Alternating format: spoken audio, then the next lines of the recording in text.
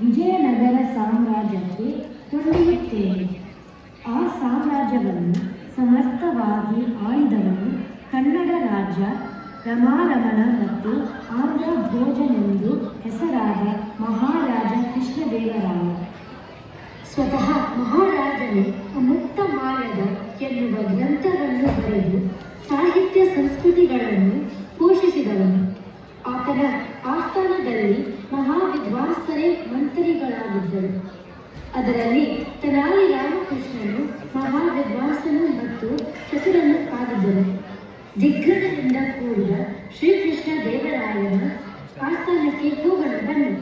ಅಲ್ಲಿ ಏನಾಯಿತು ಎಂಬುದನ್ನು ನೀವೇ ನೋಡಿ.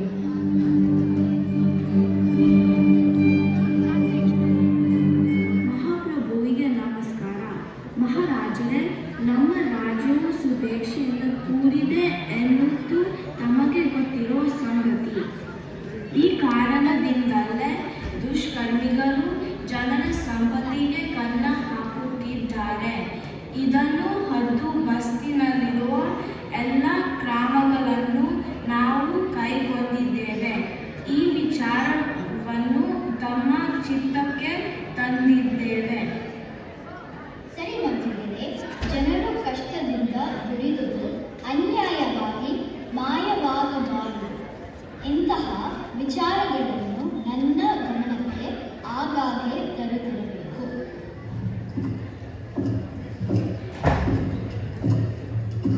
ಮಹಾಪ್ರಭುವಿಗೆ ನಮಸ್ಕಾರ. ಶ್ರಮಿಸಬೇಕು ಪ್ರಭುವಿಗೆ. ಸಭೆಯನ್ನು ಪ್ರವೇಶಿಸುತ್ತಿರುವ ಮೊದಕ್ಕೆ ವಿದೇಶಿ ವ್ಯಾಪಾರಿಯೊಬ್ಬರು ತಮ್ಮನ್ನು ನೋಡಬೇಕೆಂದು ಬಯಸಿ ಬಂದಿದ್ದಾರೆ. ಏನು ಕಾರಣವೆಂದು ಹೇಳಿಲ್ಲ. ತಮ್ಮ ಆಜ್ಞೆಗಾಗಿ ಕೈ ಎತ್ತಿ. ಆಯಿತು, ಆ ವಿದೇಶಿ ವರ್ತಕನನ್ನು ಒಳಗೆ ಬರಮಾಡು. ಮಂತ್ರಿಗಳೇ, ನೀವೆಲ್ಲ ಈ ಆಸ್ಥಾನದ ನವರತ್ನಗಳು. ನಮ್ಮ ರಾಜ್ಯವನ್ನು ಸುರಕ್ಷಣೆಯಿಂದ ಇಡುವ ಮತ್ತು ಇಲ್ಲಿನ ಸಾಹಿತ್ಯ ಶ್ರೀಮಂತಿಕೆಯನ್ನು ಹೆಚ್ಚಿಸುವ ಜವಾಬ್ದಾರಿ ನಿಮ್ಮೆಲ್ಲರ ಮೇಲಿದೆ. ನಿಮ್ಮ ಬುದ್ಧಿವಂತಿಕೆ, ಚಾಣಾಕ್ಷತನ ರಾಜ್ಯದ ಸಿರಿತನಕ್ಕಾಗಿ, ಶ್ರೇಯಸ್ಸಿಗಾಗಿ ಉಪಯೋಗವಾಗಬೇಕು.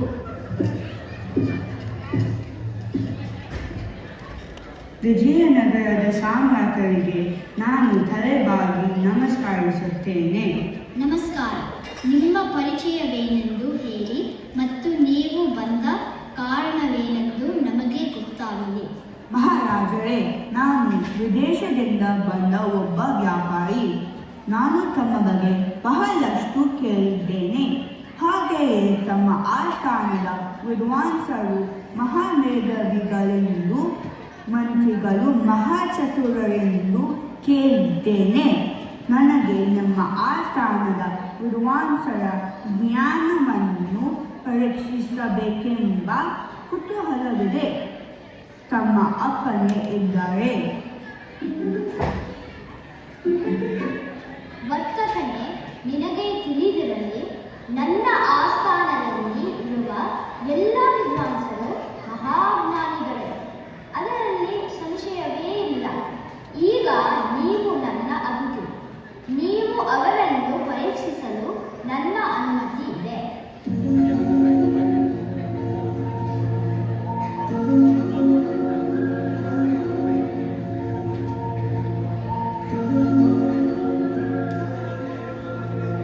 ಮಹಾರಾಜರೇ, ಈ 3 ಗೊಂಬೆಗಳನ್ನು ನೋಡಿ. ಇವುಗಳಲ್ಲಿ ನಿಮಗೆ ಏನಾದರೂ ವ್ಯತ್ಯಾಸ ಕಾಣುತ್ತಿದೆಯೇ?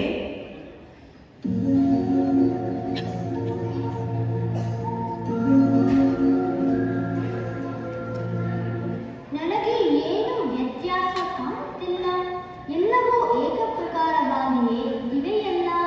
ಇಲ್ಲ ಮಹಾರಾಜರೇ, ಇವು ನೋಡುವುದಕ್ಕೆ ಒಂದೇ ತರಹ ಕಾಣುತ್ತವೆ. ಆದರೆ ವ್ಯತ್ಯಾಸಗಳಿವೆ. ನಿಮ್ಮ ಆಸ್ಥಾನ ವಿದ್ವಾಂಸರಿಗೆ ಇದೊಂದು ಸವಾಲು. ಈ ಗೊಂಬೆಗಳಲ್ಲಿ ವ್ಯತ್ಯಾಸವನ್ನು ಅವರು ಕಂಡುಹಿಡಿದರೆ ಅವರನ್ನು ಶ್ರೇಷ್ಠ ವಿದ್ವಾಂಸರೆಂದು ಪರಿಗಣಿಸುತ್ತೇನೆ. ಇಲ್ಲವಾದಲ್ಲಿ ನಾನು ಕೇಳಿರುವುದು ಸುಳ್ಳುವಕ್ಕೆ ಎಂದು ಭಾವಿಸುತ್ತೇನೆ. ಇದನ್ನು ಅತ್ಯಂತ ವಿನಯದಿಂದ ಹೇಳುತ್ತಿದ್ದೇನೆ. ಮಹಾರಾಜರೇ, ನಾನು 7 ದಿನದ ನಂತರ ಮತ್ತೆ ಬರುತ್ತೇನೆ. ನಿಮ್ಮ ಸವಾಲನ್ನು ಸ್ವೀಕರಿಸಿದ್ದೇನೆ ವರ್ತಕನೇ. ಆಸ್ಥಾನ ವಿದ್ವಾಂಸರೇ, ಮಹಾಜನಗಳೇ, ನನಗೆ ನಿಮ್ಮ ಜ್ಞಾನದ ಮೇಲೆ ಅಪಾರ ವಿಶ್ವಾಸವಿದೆ. ಈಗ ವಿದೇಶಿ ವರ್ತಕನಿಂದ ನಾನು ಒಂದು ಸವಾಲನ್ನು ಸ್ವೀಕರಿಸಿದ್ದೇನೆ.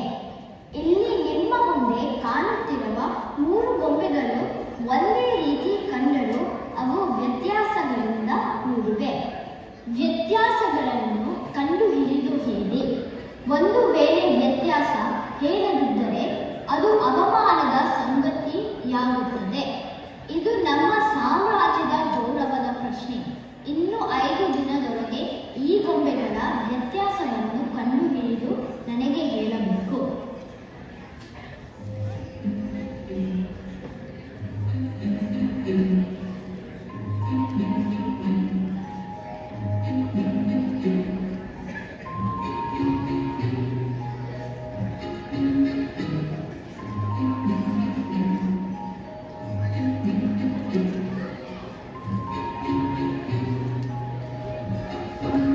ಮಹಾರಾಜರೇ, ಈ ಗೊಂಬೆಗಳನ್ನು ಬಳಸುತ್ತ ಕೂದಲು, ಚರ್ಮದ ಬಣ್ಣ, ಕಾಲುಗಳು ಸಮಪ್ರಮಾಣ ಎಲ್ಲವೂ ಸರಿ. ನನಗೂ ವ್ಯತ್ಯಾಸ ತಿಳಿಯುತ್ತಿಲ್ಲ. ಮಹಾರಾಜರೇ, ಈ 3 ಗೊಂಬೆಗಳ ಉಗುರುಗಳು, ಕಣ್ಣು, ಬಾಯಿ ಮತ್ತೆಲ್ಲ ಅಂಗಾಂಗಗಳು ಸಮ ಪ್ರಮಾಣದಲ್ಲಿ ಇವೆ. ನನಗೂ ಭಿನ್ನತೆ ಗೊತ್ತಾಗುತ್ತಿಲ್ಲ. ಮಹಾರಾಜರೇ, ಇಂತಹ ಪರಿಸ್ಥಿತಿಯಲ್ಲಿ ತಾವು ವಿದ್ವಾಂಸ ತೆನಾಲಿ ರಾಮಕೃಷ್ಣರನ್ನು ಕರೆಸಿದಲ್ಲಿ ಈ ಗೊಂಬೆಗಳ ವ್ಯತ್ಯಾಸ ಬಯಲಾಗಬಹುದು. ಯಾರಲ್ಲಿ? ನಮ್ಮ ಆಸ್ಥಾನ ವಿದ್ವಾಂಸರಾದ ತೆನಾಲಿ ರಾಮಕೃಷ್ಣರನ್ನು ಇಲ್ಲಿಗೆ ಬರಬೇಡಿ.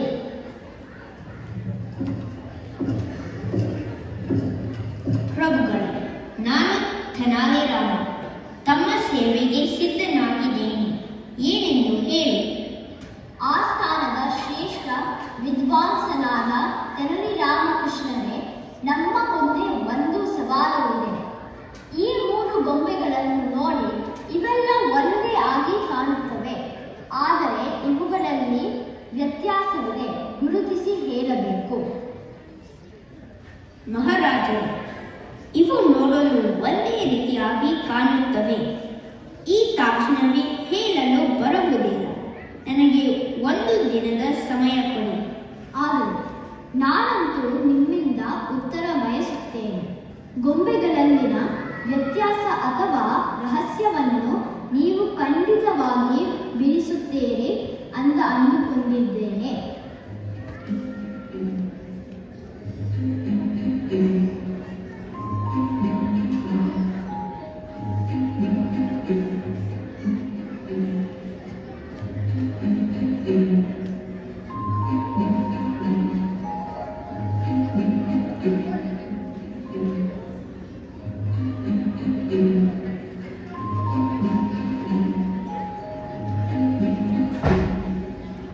ವಿಜಯನಗರದ ಸಾಮ್ರಾಜ್ಯ ಸಾಕಾರರಿಗೆ ನಮಸ್ಕರಿಸುತ್ತೇನೆ.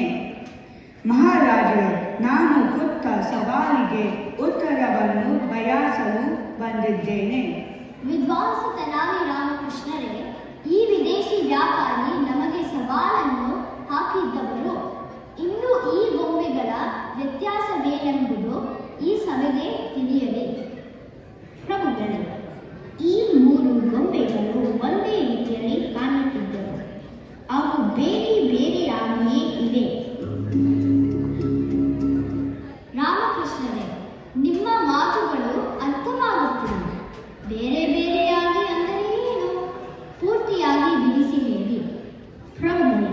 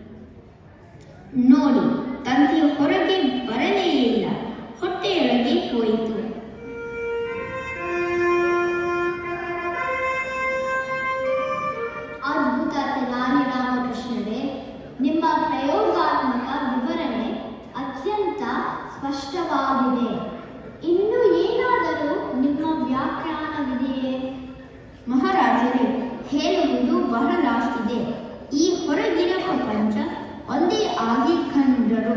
ಹೊರಪ್ರಪಂಚ ಒಳನೋಟ ಎಂಬುದೊಂದಿದೆ, ಅದನ್ನು ನಾವು ನೋಡಬೇಕಾಗಿದೆ. ಆ ಒಳನೋಟ ಏನೆಂಬುದು ಈ ಸಭೆಗೆ ಗೊತ್ತಾಗುವುದು. ಹೇಳಿ ರಾಮಕೃಷ್ಣರೇ. ಮಹಾರಾಜರೇ, ಕೇಳಿ ತಿಳಿದುಕೊಂಡ ಜ್ಞಾನವನ್ನು ಇನ್ನೊಬ್ಬರಿಗೆ ಹೇಳಬೇಕು. ಇದನ್ನು ಮೊದಲನೇ ಗೊಂಬೆ ಸೂಚ್ಯವಾಗಿ ಹೇಳಿತು. ತಂತಿ ಕಿವಿಯಿಂದ ಬಾಯಿಗೆ ಬಂದುದನ್ನು ತಾವೇ ನೋಡಿರಿ. ಹಾಗೆ ಹೇಳಿದನ್ನು ಹೀಗೆ ಬಿಟ್ಟು ಬಿಡುವುದು. ಅಂದರೆ ಒಂದು ಕಿವಿಯಿಂದ ಕೇಳಿ ತಿಳಿದ ಜ್ಞಾನವನ್ನು ಹಾಗೆಯೇ ಇನ್ನೊಂದು ಕಿವಿಯಿಂದ ಬಿಟ್ಟು ಬಿಡುವುದು. ಇದು ಎರಡನೇ ಗೊಂಬೆ ಸೂಚಿಸಿತು.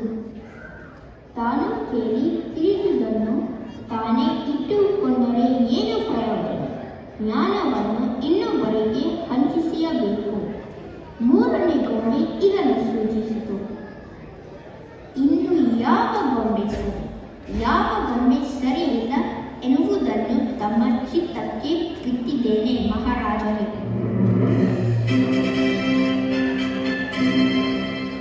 ರಾಮಕೃಷ್ಣರೇ, ನಾನು ನಿಮ್ಮ ರಹಸ್ಯ ಭೇದನ ಕ್ರಮವನ್ನು ನೋಡಿ ವಿಸ್ಮಯಗೊಂಡಿದ್ದೇನೆ ಮತ್ತು ಪ್ರಸನ್ನನಾಗಿದ್ದೇನೆ. ವರ್ತಕರೇ, ಇನ್ನೂ ನಮ್ಮ ವಿದ್ವಾಂಸರ ಮೇಲೆ ನಿಮಗೆ ಅನುಮಾನವಿದೆಯೇ? ಮಹಾರಾಜರೇ, ಅದ್ಭುತ! ತಮ್ಮ ಆಸ್ಥಾನ ವಿದ್ವಾಂಸರು, ಆ ಸಮಾನರು, ಆ ಪ್ರತಿಮರು. ನಾನು ತಮ್ಮ ವಿದ್ವಾಂಸರಿಗೆ ತಲೆಬಾಗುತ್ತೇನೆ. ನನಗೆ ಅವಕಾಶ ಕೊಟ್ಟುದಕ್ಕಾಗಿ ತಮಗೆ ವಂದಿಸುತ್ತೇನೆ. ವಿದ್ವಾಂಸರಾದ ತೆನಾಲಿ ರಾಮಕೃಷ್ಣರೇ, ನೀವು ಮಹಾಜ್ಞಾನಿಗಳು.